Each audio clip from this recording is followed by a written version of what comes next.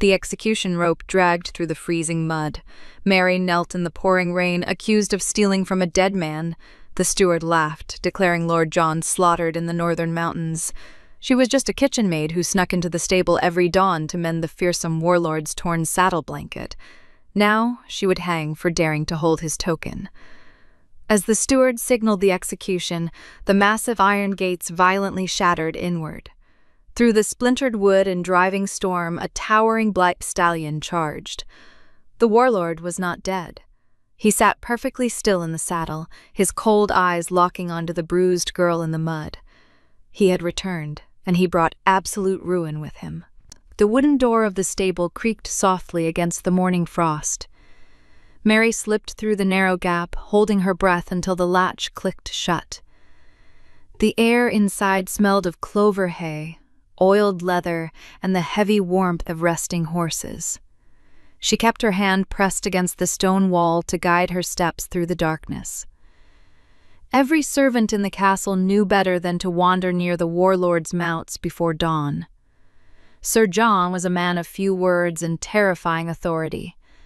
He had returned from the northern border 3 days ago with a fresh scar across his jaw. The villagers spoke of his victories in whispers, warning their children to clear the road whenever his warhorse passed. Yet, Mary did not feel fear when she looked at the heavy iron shoes of his stallion. She only remembered the day his men marched into her ruined village 5 winters ago. While other soldiers searched what remained of the cellars, John had dropped a thick cloak onto her shivering shoulders. He had not spoken a word to her then, and he had not looked at her since. Mary reached the 3rd stall where the black stallion snorted softly in recognition. "Hush, boy," she whispered, her voice barely louder than the rustle of straw. The horse lowered its long head, allowing her to touch its warm nose. Draped over the wooden railing was the object she had come to find. It was John's old saddle blanket, a coarse piece of gray wool that had survived 3 separate campaigns. The edges were frayed into tangled threads, and a long tear split the center where a lance had once grazed the horse's flank. Yesterday, she had overheard the head groom advising John to burn the useless cloth. John had merely tightened his jaw and told the man to leave it alone. Mary knelt in the straw, pulling a small wooden box from the pocket of her apron. Inside the box lay a single iron needle and a ball of thick, greased twine she had saved from the kitchen bundles. Her fingers were stiff from the morning chill, making it difficult to thread the needle by the faint light. She blew on her knuckles, praying her hands would remain steady. When the thread finally passed through the eye of the needle, she felt a small sense of relief. She pulled the heavy blanket into her lap, careful not to let the iron stirrups clatter against the floor. The wool was stiff with dried mud and the faint metallic scent of old iron. She began her work, piercing the thick fabric with slow, deliberate pressure. Each stitch required the full weight of her thumb to push the needle through the coarse layers. The silence of the stable was broken only by the rhythmic chewing of the horses and the distant call of the castle watchman. Mary focused entirely on the torn edges, pulling them together with tight, even stitches. She did not need her work to look beautiful. She only needed it to hold. She knew that if the head groom caught her, she would face a public whipping for insolence. If John caught her, she did not know what the dark-haired commander would do. The stories about him claimed he had exiled men for touching his armor without permission. But Mary had seen the way his hands trembled when he unbuckled his sword after the long ride. She had noticed the exhaustion etched deep into the lines around his mouth when he thought no one looked. He was a protector who refused to be protected, a man who bore the weight of the entire fiefdom on his shoulders. This small, hidden act of service was the only currency an orphan girl possessed to repay an old debt. The light in the stable gradually shifted from dark charcoal to a pale, misty blue. Mary worked faster, her breath rising in tiny white clouds before her face. Her thumb was already bleeding where the rough twine had sliced into the skin. She ignored the sting, pushing the needle through the final inch of the jagged tear. She knotted the thread twice, using her teeth to bite through the thick cord. She smoothed her hand over the repaired section, feeling the heavy ridge of her stitches. It was not perfect, but the fabric was whole again. She carefully draped the blanket back over the wooden rail, placing it exactly as John had left it. As she turned to leave, the heavy iron latch of the main stable door clicked. Mary's heart slammed against her ribs like a trapped bird. Heavy, measured footsteps echoed on the stone floor, accompanied by the distinct clink of silver spurs. It was John. He always visited his horse before the rest of the castle awoke, a habit born from years of surviving ambush in the wilderness. Mary looked around frantically, but the narrow stall offered no escape. She pressed her back against the wooden partition, shrinking into the deepest shadows behind the stallion's massive flank. The horse shifted its weight slightly, as if understanding her need for concealment. John stopped outside the stall, his tall frame blocking the pale light from the doorway. He wore his simple leather tunic, devoid of the polished plate armor he wore during the day. His dark hair was damp from the morning mist, and the long scar across his left cheek looked stark against his pale skin. He did not look like a lord in that moment. He looked like a soldier who had forgotten how to rest. He reached out a large, calloused hand to stroke the stallion's neck. The horse nickered softly, nudging John's chest with its blunt muzzle. "Easy, boy," John murmured, his voice deep and raspy from years of shouting commands in the wind. He reached for the saddle blanket, his fingers brushing the very spot Mary had just mended. Mary held her breath, her eyes wide as she watched his reaction through the gaps in the wood. John's hand froze on the rough wool. He pulled the blanket closer to his face, inspecting the thick, uneven twine. His brows furrowed, and a sudden intensity entered his gray eyes. He ran his thumb over the crude stitches, testing their strength with a firm pull. Mary closed her eyes, waiting for his roar of anger, waiting for him to call the guards. Instead, the stable remained perfectly quiet. John looked around the empty corridor, his gaze lingering on the shadows near the back stalls. Mary pressed herself so hard against the wood that the rough splinters bit into her spine. John didn't call out, nor did he search the corners of the stable. He slowly placed the blanket back on the rail, his expression completely unreadable. He stood there for a long time, simply staring at the mended wool while the sun began to rise over the castle walls. Finally, he turned on his heel and walked out, his spurs jingling softer with every step. Mary sank to her knees in the straw, her lungs burning as she finally let out her breath. She knew she could never let him catch her, but she also knew she would return tomorrow at dawn. The second morning was significantly colder than the first.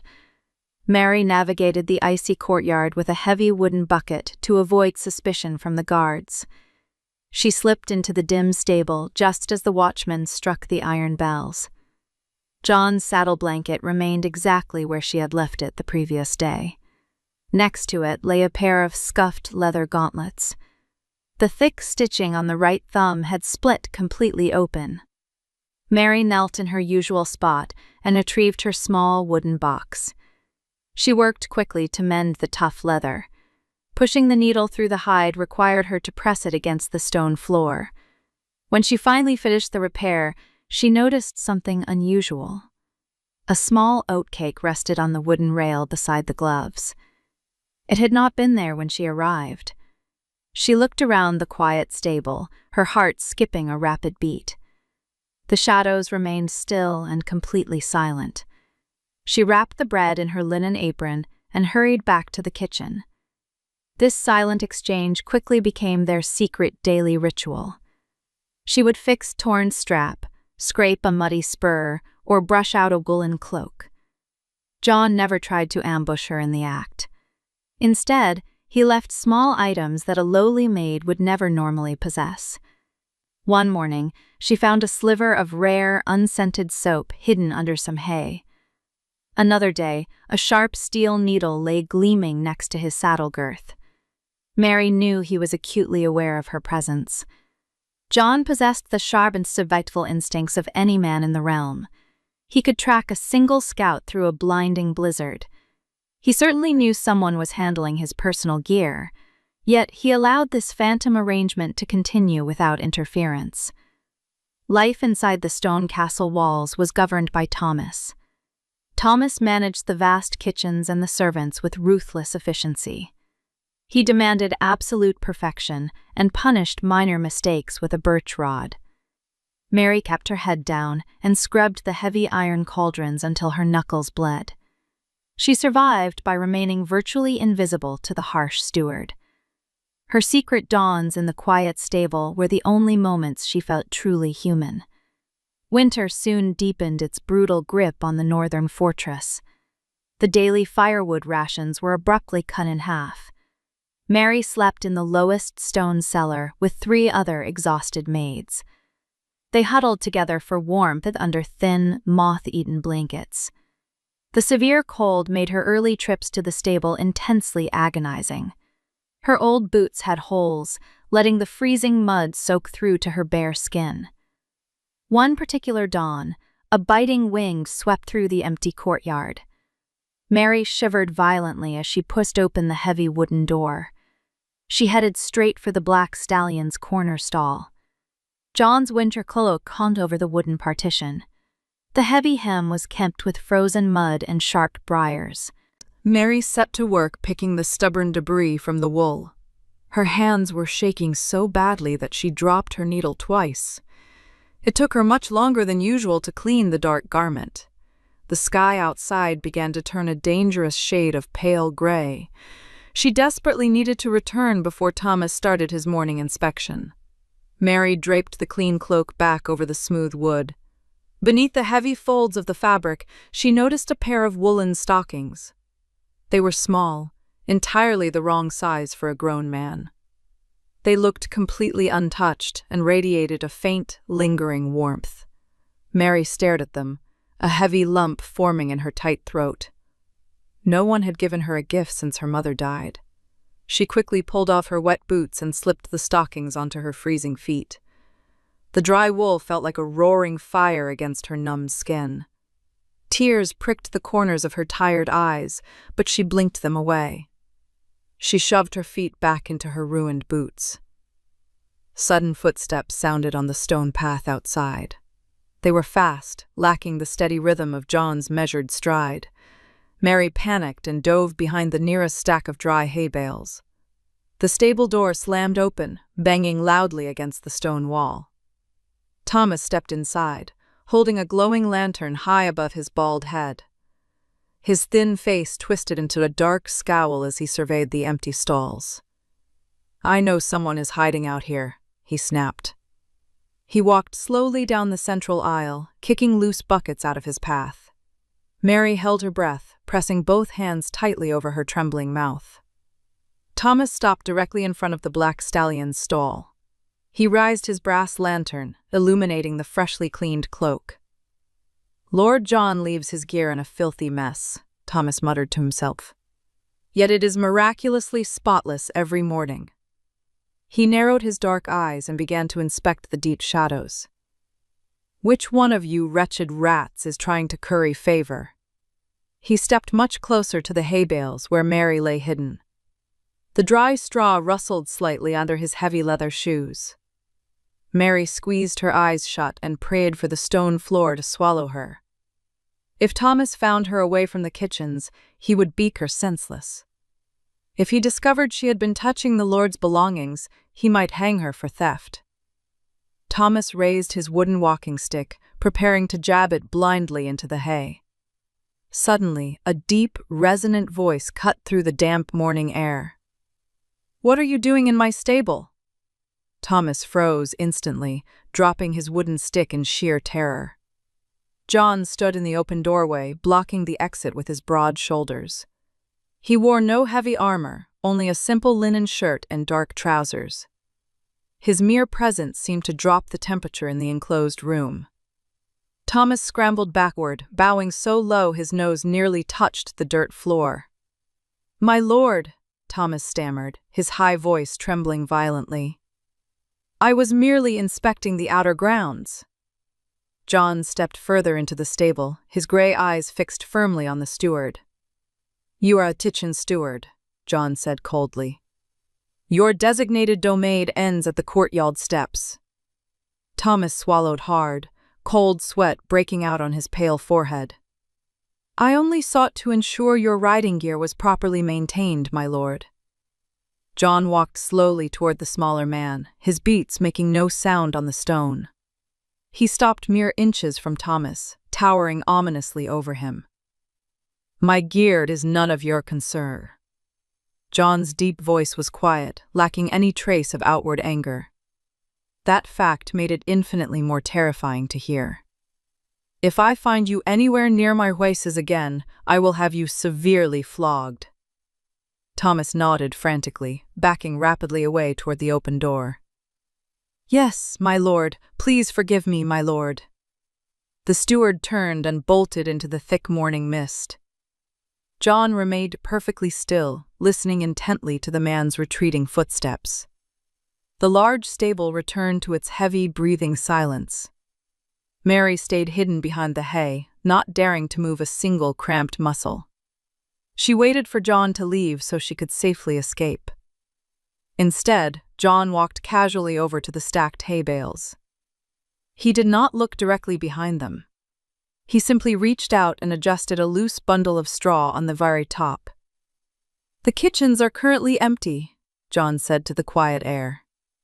He turned his broad back and walked toward his waiting stallion. The steward will be inspecting the lower cellars next. Mary gasped silently, suddenly realizing he was giving her a safe escape route. He knew exactly where she was hiding the entire time. John picked up his cleaned cloak and threw it effortlessly over his shoulder. He walked out of the dim stable without looking back even once. Mary waited 5 agonizing heartbeats before scrambling out of the dusty hay. She ran out the back door, her new stockings carrying her swiftly across the frost. The bitter winds of January brought dark tidings from the northern frontier. Scouts rode into the snowy courtyard with their horses foaming at the mouth. Rebel factions had breached the outer defensive lines near the mountain pass. John ordered his men to prepare for an immediate march. The entire castle erupted into a frenzy of panicked preparation. Mary spent 3 days grinding dried meat and packing heavy supply wagons. Her arms ached terribly from carrying large sacks of flour up the stone steps. She did not have a single moment to visit the quiet stables. Thomas barked harsh orders from the upper balconies, driving the servants to exhaustion. On the eve of the army's departure, a rare and heavy silence fell over the fortress. Mary knelt by the fading embers of the kitchen hearth to warm her numb hands. Everyone else had collapsed into their beds long ago. A sudden metallic clatter echoed from the adjacent stone corridor. Mary grabbed an iron poker from the cold ashes. She crept toward the heavy oak door and peered cautiously into the shadows. John leaned heavily against the damp stone wall. His breath came in ragged, uneven gasps. He gripped his left side, where a dark stain spread across his white linen shirt. An old arrow wound had opened during the chaotic military preparations. The castle physician was already asleep in the secured upper tower. No guard dared to patrol this close to the servants' quarters at night. Mary watched him slide slowly down the rough wall until he hit the floor. Fear urged her to retreat into the kitchen and hide. If a lord died near a surret, the servant usually hanged. Yet she remembered the warm woolen stockings currently shielding her feet from the freezing drafts. She dropped the iron poker and stepped bravely into the dim corridor. John raised his head as her soft footsteps approached. His eyes were glazed with a dangerous, consuming fever. His hand instinctively moved toward the heavy dagger at his belt. "Stay back," John warned, his voice rough and laced with pain. Mary thanked the ret and knelt on the cold flags beside him. "You are burning with fever," she said softly. She reached out and pressed her cool palm against his sweaty forehead. John flinched at the unexpected contact. He did not draw his weapon. His muscles remained tight and tense under her gentle touch. Mary quickly stood and ran back into the empty kitchen. She grabbed a wooden bowl and filled it with clean water from the deep well. She found a handful of dried willow bark in the dark apothecary cabinet. Returning to the corridor, she saw John had closed his eyes. His broad chest rose and fell in a labored, painful rhythm. Mary tore a clean strip of linen from the hem of her apron. She dipped the cloth into the cold water and wrung it out. "This will sting," she murmured. She pressed the wet linen against his burning neck. A low groan escaped John's pale lips. He opened his eyes and focused on her face for the first time. They were inches apart in the flickering light of a single wall torch. Mary kept her gaze steady, refusing to look away from his intense stare. She offered him the wooden bowl. "Drink this," she instructed. "It tastes bitter, but it will calm the fire in your blood." John hesitated for a fraction of a second. He took the bowl from her hands, his rough fingers brushing against hers. His skin was frighteningly hot. He drank the murky liquid in one long, desperate swallow. Mary took the empty bowl and set it aside on the floor. She began to carefully wipe the sweat from his brow. No one had tended to him with such quiet care since he was a boy. The noble women at court only sought his wealth or his military favor. His soldiers offered him fierce loyalty, but they expected invincibility in return. This frail kitchen maid asked for absolutely nothing. "Why are you not asleep?" John asked quietly. "There was too much flour to sift," Mary lied. She did not want to admit she had been worrying about his departure. John watched her bruised hands as she folded the damp cloth. "You are the girl from the stable," he stated. It was not a question. Mary froze, her fingers gripping the wet linen tightly. She nodded slowly, expecting him to scold her for her insolence. Instead, John reached into the leather pouch on his belt. He pulled out a heavy iron coin stamped with the royal crest. It was a quartermaster's token, granting the bearer safe passage anywhere in the realm. He pressed the cold metal into her rough palm. "Keep this hidden," John commanded. "If the castle falls while you're gone, show this to the vanguard." Mary stared at the heavy iron disc in her hand. "I cannot take this," she whispered. "It is too valuable." John closed his large hand over hers, forcing her fingers to grip the coin. "You will take it, and you will survive," he said. His voice held the unmistakable edge of a battlefield order. The fever seemed to recede slightly from his gray eyes. He used the stone wall to push himself back up to his feet. Mary stood quickly to offer him support, but he waved her away. He adjusted his sword belt with practiced efficiency. "Do not mend any more saddles until I return," John told her. He turned and walked away down the dark corridor. His steps were much steadier than before. Mary stood alone in the shadows, holding the iron coin against her chest. The metal quickly absorbed the heat of her skin. At dawn, the war horns blew from the highest watchtower. Mary stood near the kitchen ovens, listening to the heavy thunder of hooves on the drawbridge. The vast army marched out into the blinding white snow. Thomas immediately began shouting at the maids to scrub the great hall. Life resumed its brutal, relentless pace. Mary kept her head down and scrubbed the stone floor in silence. The heavy iron coin rested safely in the deepest pocket of her dress. It felt like a solid anchor in a chaotic sea. Weeks turned into months without a single word from the northern front. Spring brought no relief, only relentless rain and thick mud. The castle's food stores dwindled to dangerously low levels. Thomas became more erratic, rationing the bread until the servants grew weak. He openly wore clothes meant for the lesser lords and drank from John's wine cellar. The guards grew lazy, abandoning their posts to gamble in the lower halls. Mary survived on meager scraps and the memory of a quiet moment in the dark. She checked the stable every morning, hoping to see a torn saddle blanket. The wooden rail remained painfully empty. Rumors began to spread quickly among the returning messengers. They whispered of a crushing defeat in the Valley of Pines.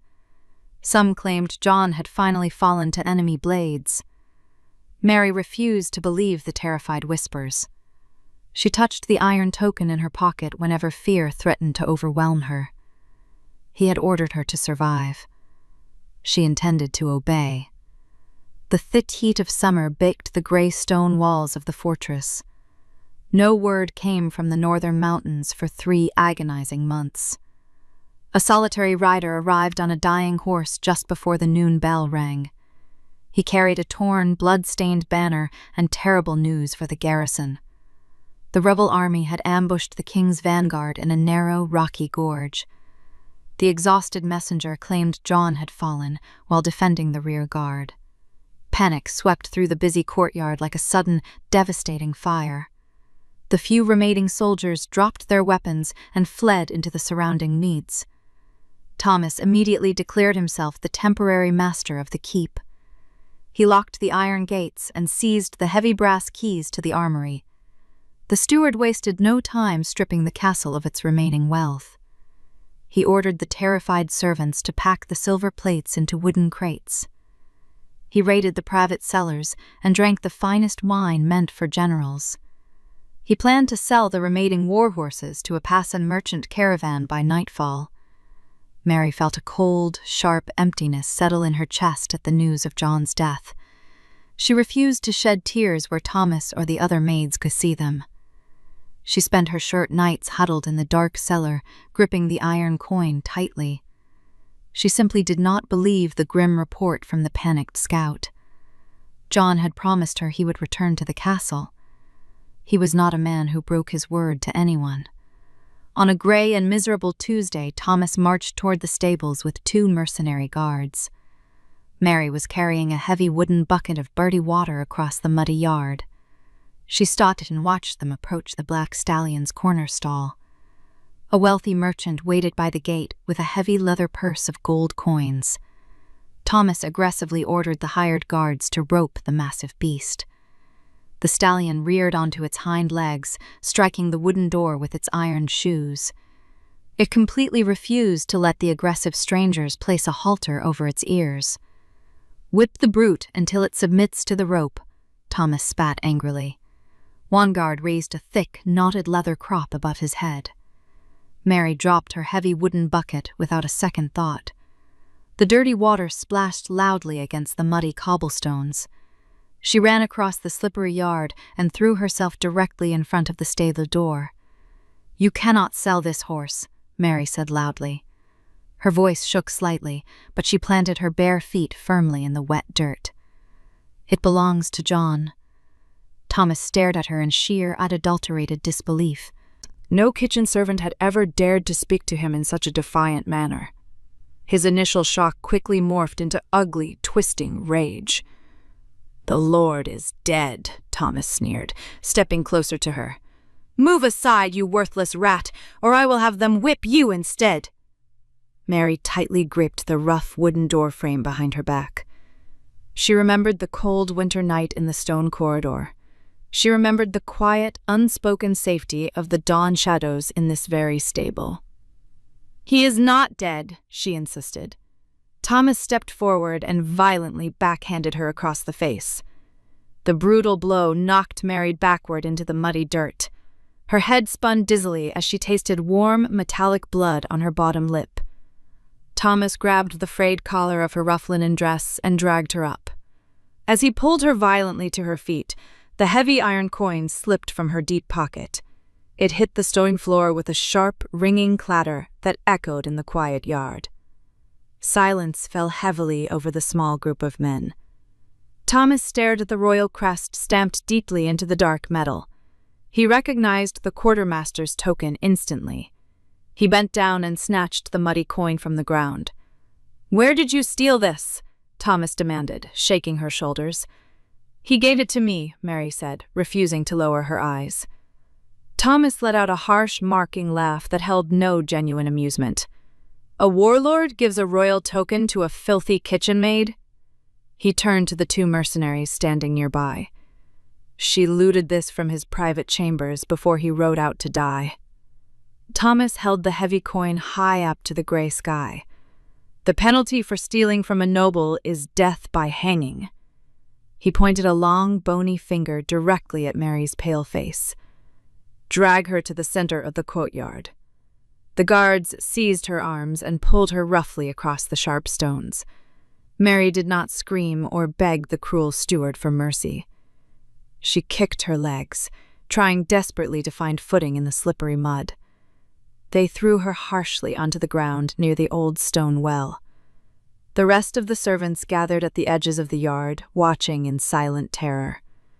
Thomas ordered a guard to fetch a thick hemp rope from the dry storehouse. He wanted to make a brutal public example of her open defiance. Mary knelt in the cold mud, the rain beginning to fall in slow, heavy drops. She looked at the sturdy wooden beam extending from the guard tower. She felt entirely alone in the vast, hostile fortress. The iron coin was gone, and her protector was a ghost lost in the mountains. She closed her eyes and waited for the heavy rope to scratch her bare neck. A sudden, deafening crack echoed loudly across the open valley. It sounded like a massive oak tree snapping in a violent gale. Everyone in the muddy courtyard froze in place. The heavy wooden gates of the castle groaned under a massive, blunt impact. Another bone-rattling crash shook the outer stone walls. The thick iron hinges screamed and bent violently inward. The right gate splintered completely open, crashing heavily into the mud. Through the rising dust and driving rain rode a long line of armored men. They looked like phantoms risen directly from a forgotten battlefield. Their steel armor was dented and coated in thick, dried mud. Their heavy cloaks hung in dark, ragged tatters around their shoulders. At the very front of the silent column rode a massive warhorse. Atop the horse sat John. He did not look like a defeated or broken man. He looked like a force of nature that had survived hell itself. A fresh, jagged bandage covered his left shoulder beneath his torn tunic. His sword was unsheathed, resting casually across his leather saddle pommel. The long steel blade was stained dark with layers of old blood. The silence in the courtyard was absolute and deeply terrifying. The merchant dropped his heavy purse of gold and ran blindly toward the outer road. The two mercenaries slowly backed away, lowering their weapons to the ground. Thomas stood frozen near the well, his face instantly drained of all color. The iron coin slipped from his trembling fingers and vanished into the deep mud. John guided his horse slowly into the center of the silent yard. His cold gray eyes swept over the terrified crowd of huddled servants. He looked briefly at the fleeing mercenaries. He looked at the thick rope coiled loosely on the wet ground. Finally, his intense gaze locked entirely onto Mary. She was kneeling in the dirt, heavily bruised and completely soaked by the rain. The sight of her bleeding lips seemed to alter the very air pressure in the courtyard. John dismounted smoothly, ignoring the visible stiffness in his wounded shoulder. His heavy leather boots splashed loudly in the deep puddles. He walked directly past Thomas without acknowledging his existence in any way. He stopped right in front of Mary. He knelt down in the mud, completely ruining his expensive leather greaves. He reached out a large, calloused hand toward her face. Mary hesitated for a second before placing her bruised fingers in his broad palm. John gently pulled her up to her feet. He untied his heavy wool cloak and draped it over her shivering shoulders. The thick fabric was heavy and smelled strongly of rain, pine, and iron. It enveloped her completely, hiding her torn dress and muddy knees from view. He turned her slightly, placing her safely behind his broad back. Only then did John turn slowly to face the trembling steward. Thomas fell to his knees, pressing his bald forehead into the wet dirt. "My lord," Thomas whimpered, his voice cracking with sheer terror. "We thought you were dead." John took one slow, measured step forward. His right hand gripped the leather hilt of his stained sword. The execution rope lay in the mud directly between them. "You were about to hang my garrison token-bearer," John stated quietly. The utter calm tone of his deep voice made his own soldiers tense their shoulders. "She stole it!" Thomas cried out, in a desperate, blind panic. "She is a common thief and a liar." John did not shout, nor did he raise his blade to strike. He simply looked down at the pathetic, trembling man in the mud. "I gave it to her." The short sentence hung in the cold, damp air like a definitive death sentence. Thomas pressed his face so hard against the wet earth that he inhaled muddy water.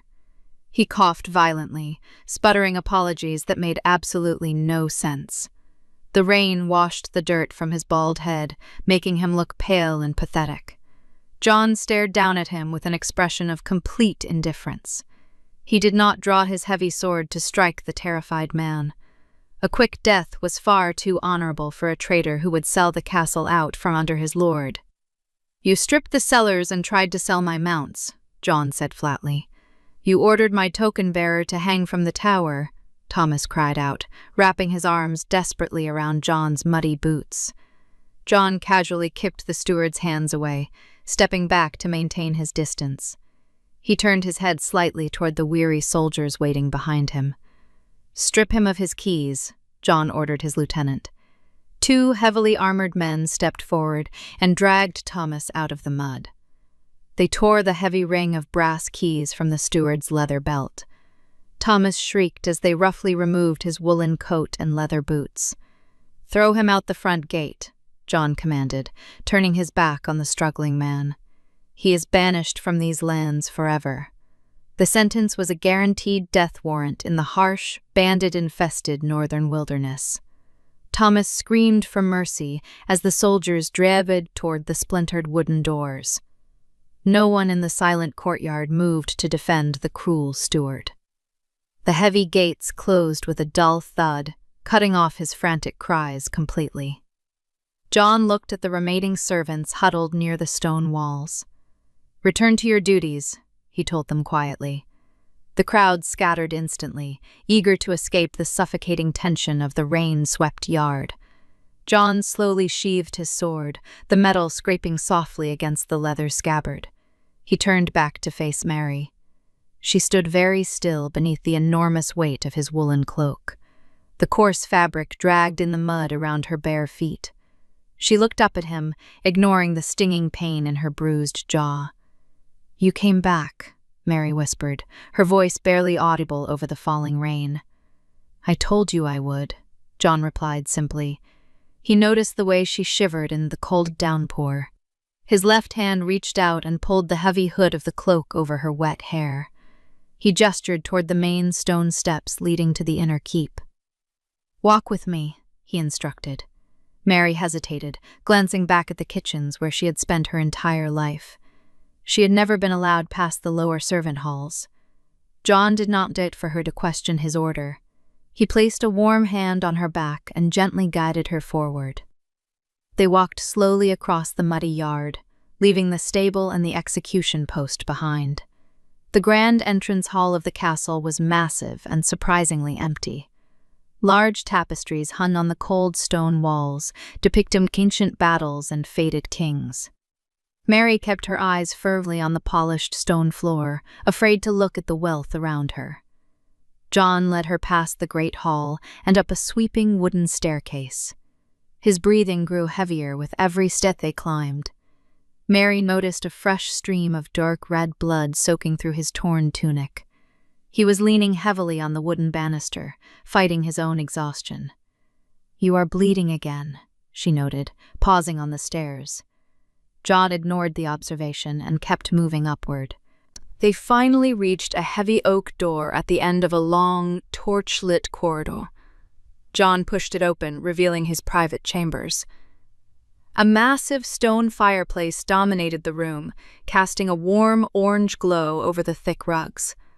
The air smelled intensely of wood smoke and old leather. Mary stood awkwardly near the doorway, dripping rainwater onto the expensive floor. John walked heavily to a large wooden chair and collapsed into it. He closed his eyes for a brief moment, letting his head rest against the carved back. The door opened again behind Mary, making her jump in surprise. An elderly man hurried into the room, carrying a wooden box of bandages and glass vials. It was the castle physician, looking panicked and completely out of breath.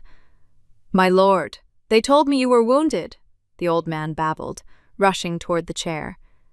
He reached for the bloody linen of John's shirt to inspect the damage. John opened his eyes and sharply caught the physician's wrist. "Not me," John said gruffly.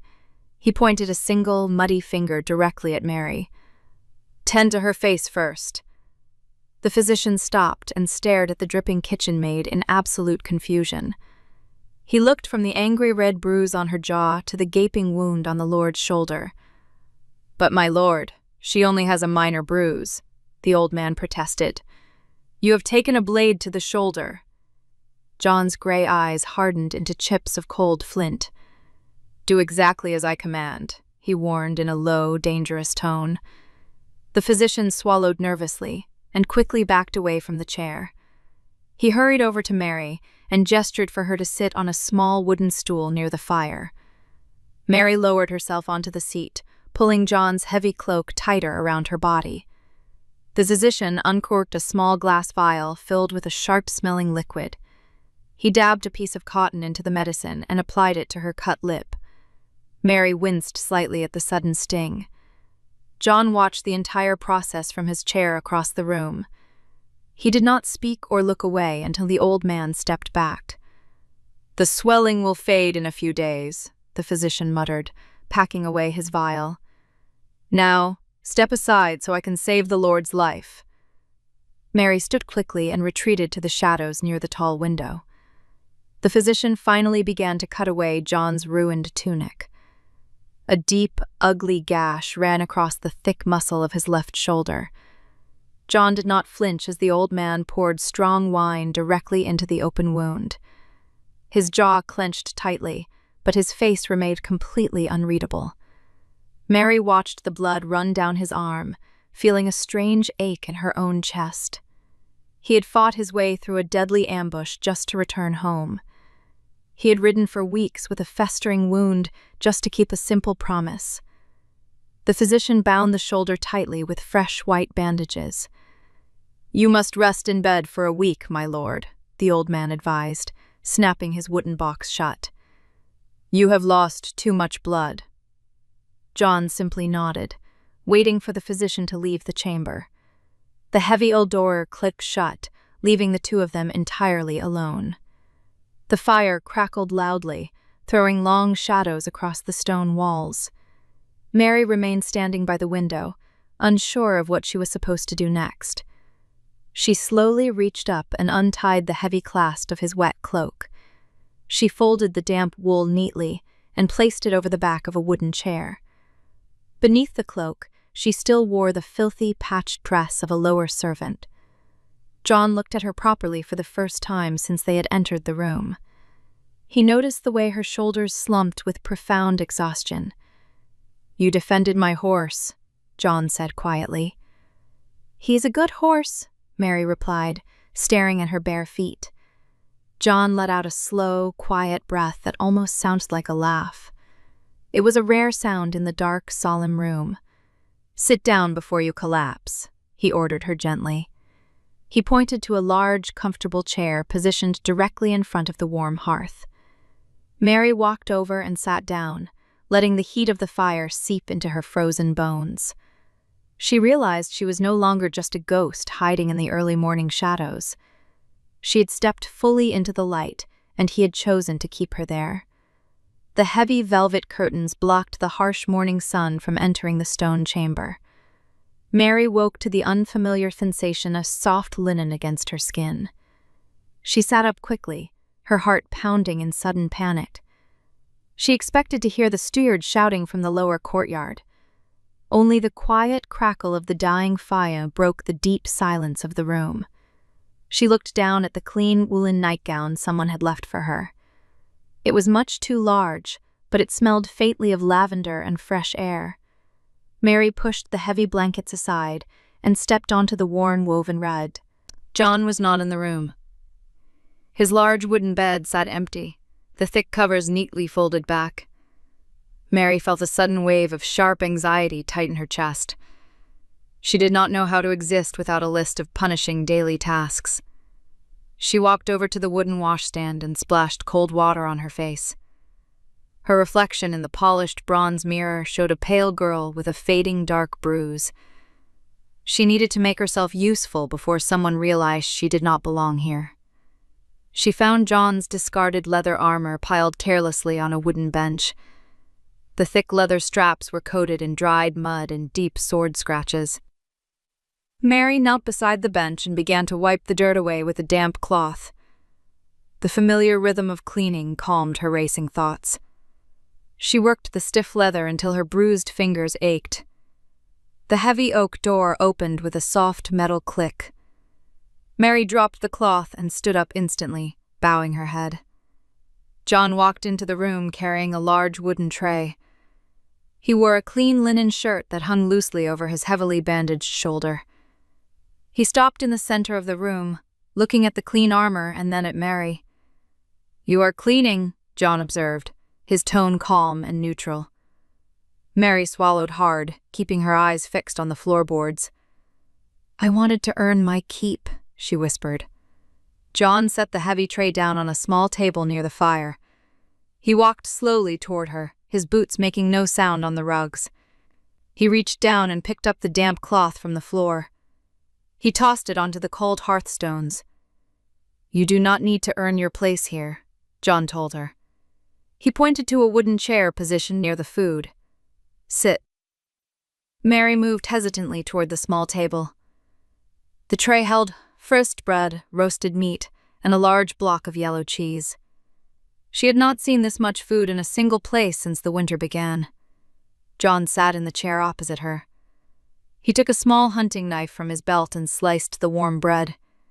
He placed the largest piece directly onto her wooden plate. Mary stared at the food, her hands resting tightly in her lap. No one had ever served her a meal in her entire life. "Eat," John commanded softly. She picked up the bread with trembling fingers and took a small bite.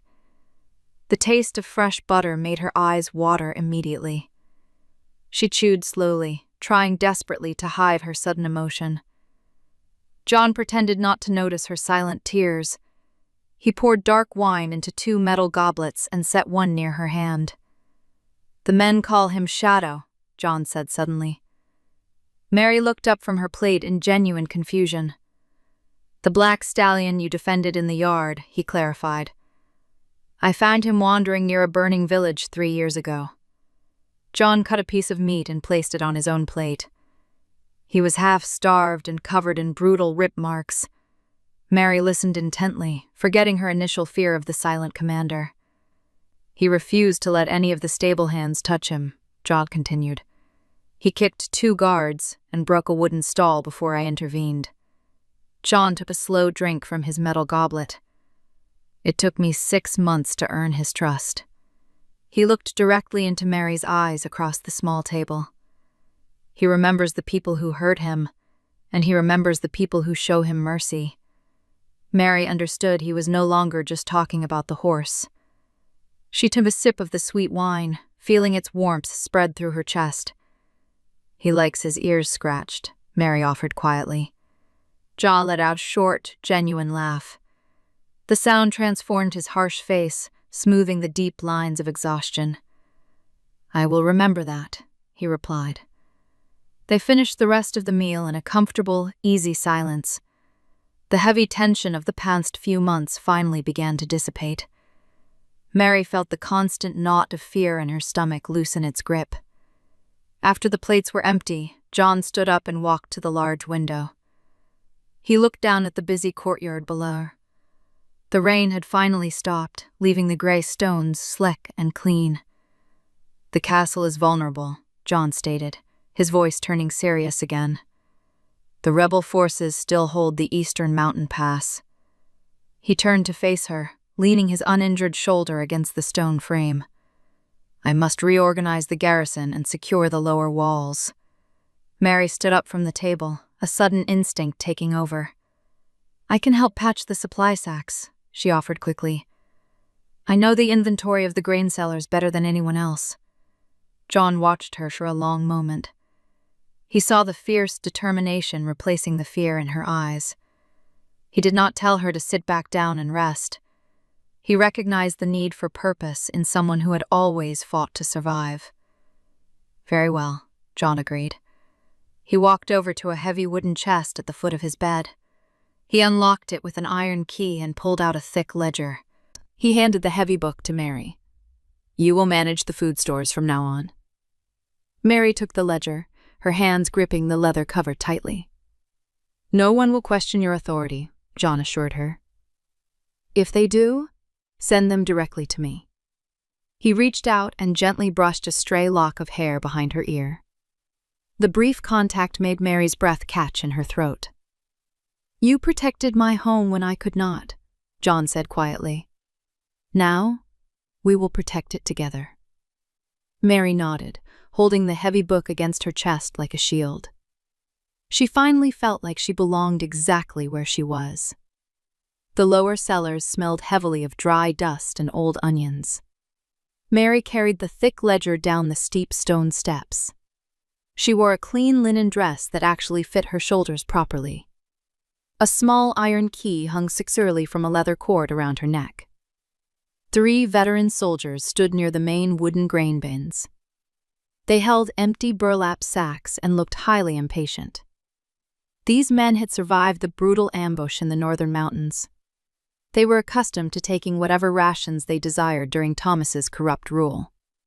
Mary stepped off the final stair and approached them confidently. She opened the heavy ledger and retrieved a piece of dark charcoal from her pocket. "State your names and your assigned patrol unit," Mary requested evenly. The tallest soldier laughed harshly, dropping his empty sack onto the dirt floor. "We do not report to a kitchen girl," he mocked. He stepped forward and reached directly for the wooden handle of the grain bin. Mary moved quickly to block his physical path. She planted her leather boots firmly on the packed earth. "The daily ration is 2 bowls of oats per man," Mary stated. "You have already collected your share for the morning." The soldier scowled, resting his heavy hand on the hilt of his iron dagger. "Move aside before you get hurt," he warned her. Mary did not flinch or break eye contact with the angry veteran. She had faced far worse cruelty from the exiled steward. "I will not move," she said simply. The heavy silence in the cellar was suddenly broken by a slow, rhythmic sound. Metal clicked against stone with terrifying deliberation. John descended the narrow stairs into the dim cellar. He did not wear his armor, but his presence filled the cramped space entirely. His gray eyes locked onto the soldier standing too close to Mary. The 3 veterans instantly stiffened, dropping their hands away from their weapons. They bowed their heads in immediate submission. John stopped right behind Mary. He did not yell or draw his own blade. He merely placed his large hand gently on Mary's shoulder. "Is there a problem with the inventory?" John asked the room. His voice was completely flat and incredibly dangerous. The tall soldier swallowed hard, staring at the packed dirt floor. "No, my lord," the man stammered nervously. "We were just leaving to resume our perimeter watch." "See that you do," John replied quietly. The 3 men scrambled past them and hurried up the stone steps. Mary let out a breath she had not realized she was holding. She looked down at the open ledger in her hands. "I could have handled them," she told him. "I know," John agreed, leaving his warm hand on her shoulder for another second. "But you do not have to fight them alone." He stepped past her and inspected the half-empty wooden bins. The winter reserves were dangerously low. They needed every single grain to survive the coming freeze. Mary walked to the next row of barrels and began counting the salted pork. John pepped up a wooden tally stick and helped her check the heavy crates. They worked together in an easy, comfortable rhythm. The damp cold of the cellar did not bother either of them. "You count very fast," John observed after an hour of silent work. "The cook made me inventory the spices every evening," Mary explained. "If I miscounted a single clove, I lost my dinner." John paused, setting his tally stick down on a barrel. He looked at her hands, noting the faded white scars on her knuckles. "My father sold me to a mercenary company when I was 10, John said suddenly. Mary stopped writing and looked at him in genuine surprise. Nobles never spoke of their harsh childhoods, especially not to former servants. "I learned how to hold a heavy shield before I learned how to read," he continued. He leaned against the rough stone wall, staring at a flickering wall torch. "The older mercenaries took my food if I did not fight them for it." Mary closed the ledger and placed it gently on a nearby crate. She understood the raw hunger and the desperate need to simply survive. They shared a silent language forged in absolute hardship. "How did you become a lord?" Mary asked saucily.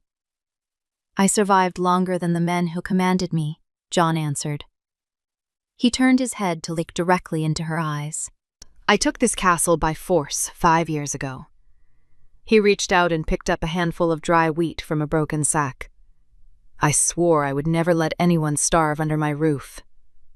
He let the grain slip through his rough fingers back into the pile. "Thomas betrayed that promise while I was bleeding in the mud." Mary stepped closer to him, closing the physical distance between them. "You are here now," she reminded him. John looked down at her face, studying the determined set of her jaw.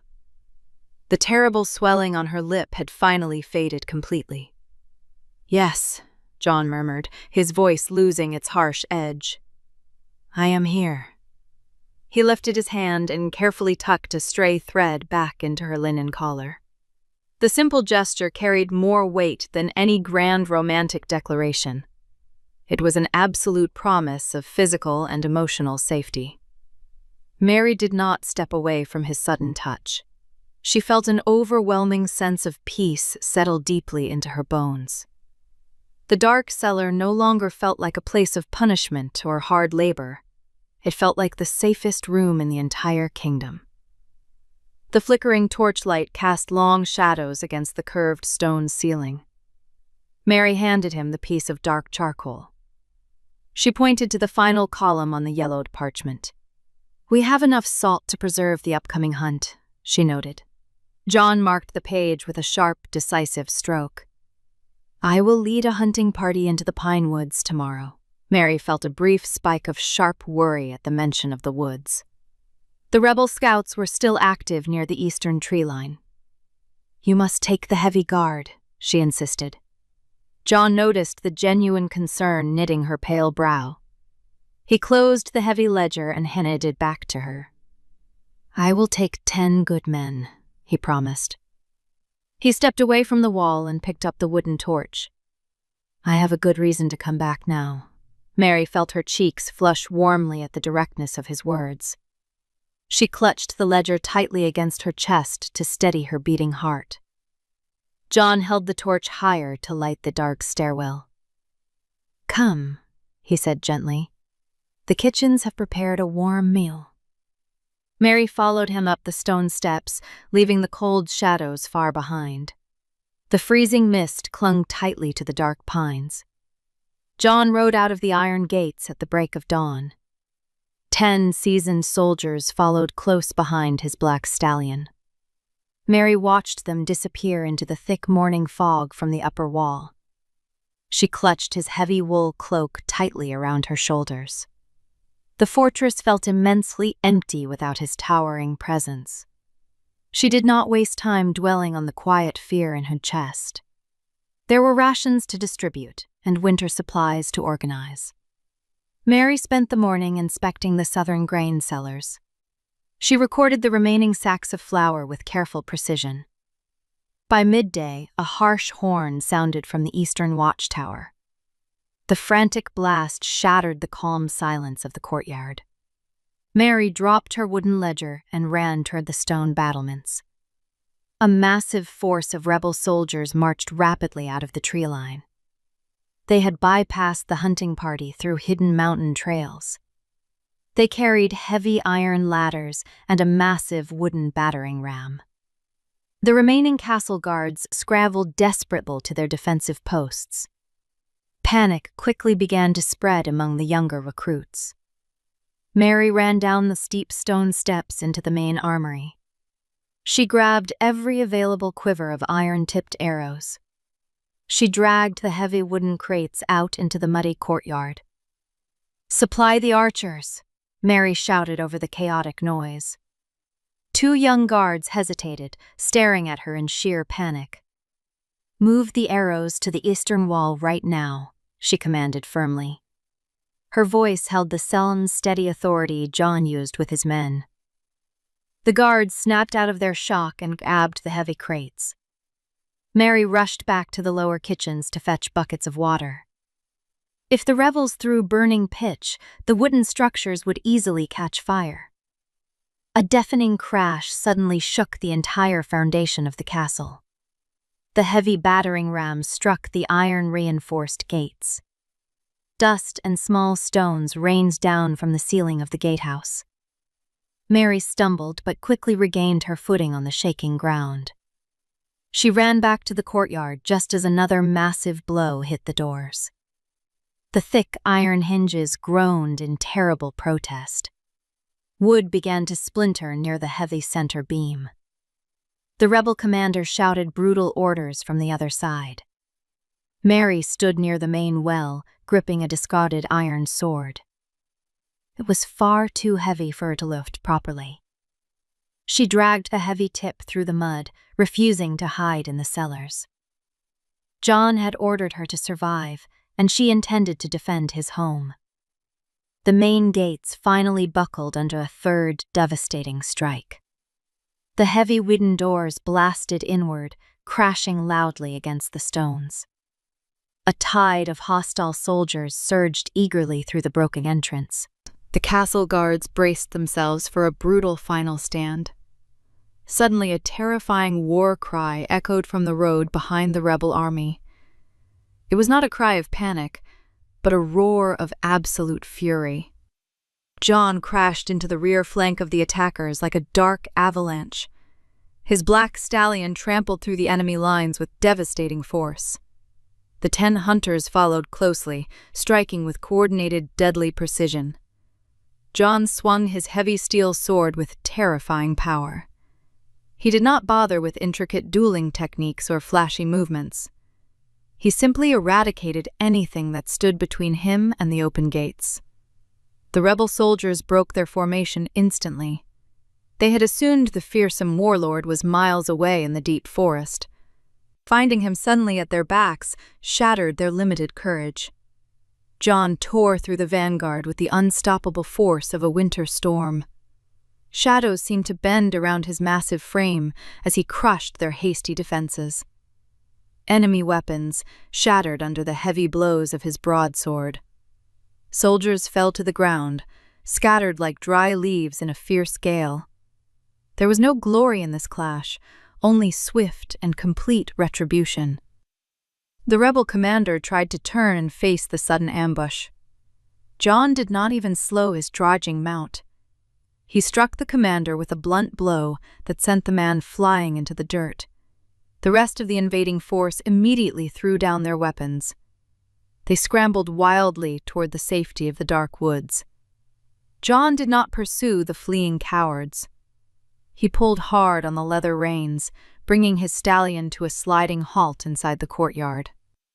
The heavy gates lay in ruined splinters around his horse's iron hooves. The silence that followed the clash of steel was sudden and absolute. John breathed heavily, his dark hair plastered to his forehead with sweat. His gray eyes scanned the chaotic yard with intense, burning focus. He ignored the cheering guards and the surrendered enemies, his gaze locked entirely onto Mary. She stood perfectly still near the stone well. The heavy iron sword rested in the mud by her bare feet. John dismounted with a smooth, fluid motion. He handed the reins to a nearby soldier without looking away from her. He walked purposefully across the ruined courtyard. The remaining guards quickly stepped aside to clear his path. No one dared to speak or interrupt his singular focus. John stopped directly in front of Mary. He looked down at the heavy sword she had attempted to wield. He looked at the dirt smudged across her pale cheek. "You did not run to the cellars," John stated quietly. "You left me in charge of the supplies," Mary replied, her voice shaking slightly. "I could not let them burn the grain." John closed his eyes for a brief second. A muscle feathered violently in his tense jaw. He reached out and gently took her trembling hands in his own. He pulled her away from the heavy weapon and the mud. He reached into the leather pouch securely fastened to his thick belt. He pulled out a massive ring of heavy iron keys. These were not the steward's simple brass tools. They were the master keys to the inner keep, the armory, and the royal vaults. They represented absolute control over the entire northern territory. John pressed the heavy iron ring tightly into Mary's palm. He closed her fingers over the cold metal. "You are not the keeper of the supplies anymore," John told her. His deep voice carried easily across the quiet, listening courtyard.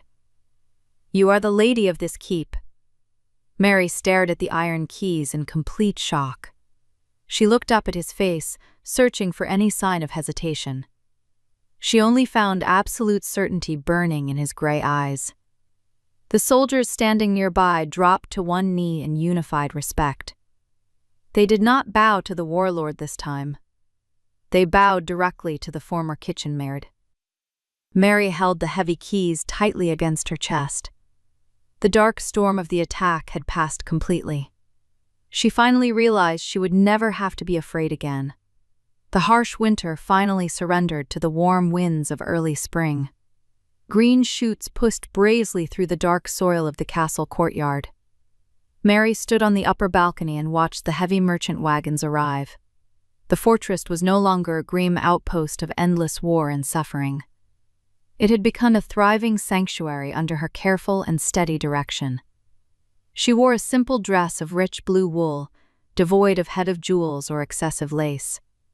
The master iron keys still hung securely from a leather belt at her waist. She walked down the wide stone stairs to the busy lower hall. Servants greeted her with genuine smiles rather than the terrified bows of the past. The cooks ensured the massive hearth fires burned bright all day. The heavy iron cauldrons were always filled with hearty stews. Mary remembered the gnawing pain of starvation far too well to let anyone go hungry. She reviewed the morning ledger with the newly appointed quartermaster. Everything in the vast storage cellars was in perfect order. The rebel factions had surrendered after the failed siege at the gates. John had negotiated a lasting truce without lifting his sword a second time. His presence at the negotiation table had been enough to secure the peace. The neighboring lords now sent tributes of grain instead of threats of violence. Mary finished her morning administrative tasks and walked out into the bright sunlight. She found John in the main training yard. He was instructing a group of young recruits on defensive shield formations. He moved with a relaxed, fluid grace that he had never possessed during the dark winter. The deep lines of exhaustion around his eyes had faded. He noticed her standing near the wooden perimeter fence. He handed his heavy wooden trading sword to a nearby sergeant. He walked toward her, wiping sweat from his brow with a rough linen cloth. "The new men are learning fast," John told her. "They fight much better when their stomachs are full," Mary replied with a quiet smile. John stopped directly in front of her, leaning casually against the wooden rail. "You have transformed this place," he said softly. Mary looked around the busy and vibrant courtyard. "We transformed it," she corrected him gently. The loud clang of metal from the blacksmith's forge interrupted their quiet conversation. John looked up at the bright sky, judging the time of day. "I need to check the southern perimeter before dusk," he stated. Be sure to take a warm cloak, Mary reminded him out of sheer habit. John reached out and briefly touched her hand. I will return before the evening meal, he promised.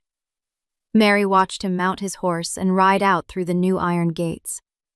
She spent the rest of the day organizing the neglected upper chambers. Mary thought about the scared girl who used to mend torn wool in secret.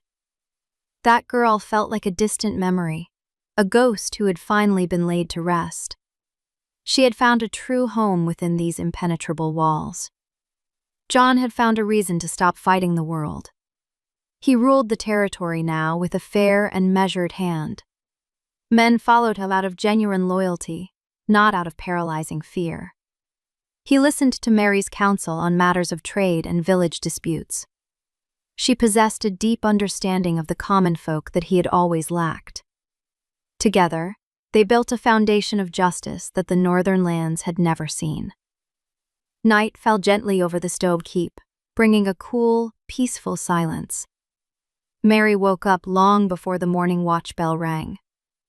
The old survival habit of waking before dawn refused to leave her bones. She slipped out of her large bed and wrapped a thick shawl around her shoulders. The wide castle corridors were dark and quiet. She walked down the familiar path to the outer courtyard. The heavy wooden door of the stable stood slightly ajar. Mary stepped inside, breathing in the familiar scent of hay and warm leather. The soft, golden glow of a single lantern illuminated the back stalls. She walked slowly toward the light, her bare feet making no sound on the stone. John stood next to the black stallion. He was holding a familiar object in his large hands. It was the old, frayed saddle blanket. The rough twine stitches Mary had sewn months ago were still highly visible. He turned his head as she approached the wooden stall. He did not look surprised to see her awake at such an early hour. "I told the head groom to finally burn this," John said. Mary stopped beside him, reaching out to touch the coarse gray wool. "Why?" she asked quietly. "It is falling apart," John answered. He tossed the ruined blanket onto a nearby pile of discarded straw. He turned to face her fully in the narrow space. "I do not need it anymore," he added. Mary understood he was not just talking about the heavy cloth. He no longer needed to carry the brutal weight of his past alone. The endless campaigns and the bitter isolation were finally behind him. John reached out and gently pulled her shawl tighter against the morning chill. His large hands rested warmly on her shoulders. "You saved my life in the dark corridor," John told her. "You saved mine in the mud," Mary whispered back. The immense space between their pasts had vanished. There was no terrifying lord and no frightened servant left in the quiet stable. They were simply a man and a woman who had chosen to survive together. John lowered his head and pressed his forehead firmly against hers. Mary closed her eyes, leaning into his solid, unwavering strength. He wrapped his arms around her waist, pulling her flush against his chest. The beating at his heart felt steady and calm against her cheek. John kissed her. It was a slow, deliberate promise, spoken without words. Mary kissed him back, pouring all of her quiet devotion into the simple gesture. It was the sealing of a bond forged in fire and ice. The black stallion nudged John's shoulder with a soft, rumbling snort. They broke apart, laughing quietly in the dim lantern light. John rested his hand on the horse's strong neck, scratching behind its ears just as Mary had taught him. The beast leaned into the touch, a symbol of the peace they had cultivated. "We should go back inside," John suggested softly. "The sun is rising," Mary noted, looking toward the open doorway. The pale blue light of dawn was breaking over the jagged eastern mountains. It cast a warm, brilliant golden glow across the wet stone courtyard. They walked out of the stable together. John kept his arm firmly wrapped around her waist. They did not need to hide in the early morning shadows anymore. They walked openly across the yard, side by side. The guards on the wall watched them pass, offering silent salutes of deep respect. Mary did not lower her head or shrink away from their gaze. She stood tall, feeling the reassuring weight of the iron keys against her hip. John opened the heavy oak doors of the inner keep for her. They stepped over the threshold into the warmth of the great hall. A bright fire was already crackling merrily in the massive stone hearth. The long, bitter winter was over. I've always felt that the most touching thing in this world is never some condescending rescue, but rather the unreserved kindness two people give each other in dire straits. If John and Mary's story warmed your heart today, remember to subscribe and stay tuned. In which city are you now, and when did you finish listening to this story? Leave your comments and thoughts in the comment section. I look forward to reading them. See you in the next story.